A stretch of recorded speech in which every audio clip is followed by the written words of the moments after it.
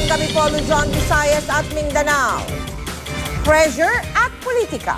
Yan daw ang nag-udyo kay Customs Commissioner John Philip Sevilla na magbitiw sa pwesto matapos ang mahigit isang taong panunungkulan. Ayon po kay Sevilla, matindi umano ang pressure para ilagay daw niya sa pwesto ang isang tauhang hindi naman niya alam ang kwalifikasyon. Ayon pa sa mga source, may pangambang magsunuran sa pagbibitiw ang ilang pang tauhan at opisyal ng customs kapag naluklok yung tao na yung sinasabing ipinipilit kay Sevilla. Nakatutok si June Veneracion. Nag-commit ako sa bawat empleyado sa customs na walang politics and walang palakasan sa customs appointments. Hindi ako lalabag sa commitment natin.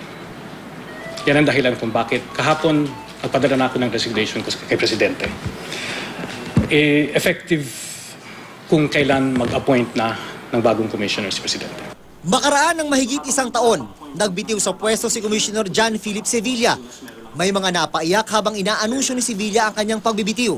Sabi ni Sevilla, ang mitya ng kanyang resignation, masyado na raw ang pressure ng mga hindi niya pinangalanang individual para mapwesto raw sa isang kritikal na opisina sa customs ang isang tao na hindi naman niya alam ang kwalifikasyon. Medyo marami-rami na yung tumatawag sa akin, nagte-text sa akin, na sabi nila, gusto raw ng Iglesia ni Cristo, okay, na ma-appoint to a particular position in customs si Attorney Teddy Raval, na siyang empleyado ng customs ngayon. Okay, he's now the head of the intellectual property rights division. Hindi sinabi ni Sevilla kung sino-sino ang mga tumatawag at nagte-text sa kanya para itulak ang appointment ni Raval sa Enforcement and Security Service o ESS ng Customs. Nasa ilalim ng ESS ang Customs Police, ang bantay sa mga lumalabas at pumapasok na kargamento na inaasikaso ng Customs. Pero wala raw independent confirmation si Sevilla sa umano'y pakikialam ng Iglesia ni Cristo. Hindi rin naman daw siya naniniwala rito, pero nakakapagtaka raw na lagi na lang nababanggit ang INC. Lahat ng nagsabi sa akin na ito yung gusto ng Iglesia ni Cristo. Okay? Sinasabi lang naman nila palagi, kasi yun ang gusto kaya dapat siya ang mailagay dito sa posisyon. Ito siya ang dapat mailagay sa posisyon niya. No? Ni minsan, kahit sino, walang nagsabi sa akin, walang lumapit sa akin na nagsasabing, ganito ang qualifications niya, ganito yung experience niya. Walang nagpaliwanag sa akin kung bakit siya ang dapat ilagay dito o dyan. Dahil doon, natural, magdududa ka ngayon. Bakit? Ba't ang lakas ng tulak? Nakausap ng GMA News ang tagapagsalita ng Iglesia ni Cristo na si Ka Edwil Zabala. Pero wala pa raw bilin o ibinibigay na pahayag ang liderato ng INC tungkol sa issue. Pinuntahan namin sa kanyang opisina si Raval, pero wala raw ito. Tinawagan din namin na makailang beses ang kanyang telepono, pero nakapatay ito. Ang duda ni Sevilla, may kinalaman ang pagpipressure sa kanya sa politika. Ramdam na ramdam, ngayon sa trabaho sa gobyerno in general, na makaka-eleksyon tayo next year.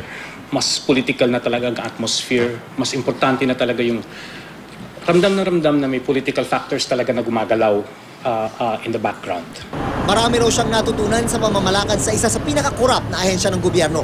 May maganda at meron ding masama. Si Sevilla ang pangatlong Customs Commissioner na itinalaga ni Pangulong Noynoy Aquino. Maraming rude awakening. No? Siguro more than any time sa buhay ko, talagang dito face-to-face ka with a very ugly side of life. Kung di ka mag-iingat dito, parang aanayin ang budhi mo dito eh. Bribery, corruption, threats. Sabi ng mga source ng GMA News, kapag natuloy ang appointment ni Attorney Teddy Raval sa Enforcement and Security Service, marami pang susunod na magre-resign sa Bureau of Customs. Kabilang daw dyan ang ilang deputy commissioners at ilang port collectors. Sabi pa ng mga source ng GMA News, ilang deputy commissioners ang pupulungin ng Department of Finance para huwag matuloy ang umuugong na mass resignation. Sa pamamagitan ng Finance Secretary Cesar Purisima, nagpasalamat ang Pangulo sa serbisyong ibinigay ni Sevilla sa Customs. Sabi ni Sevilla, naramdaman naman niya ang suporta ni Pangulong Aquino sa kanyang reform program. Pero nang tanungin kung umabot ito hanggang sa dulo ng kanyang panunungkulan,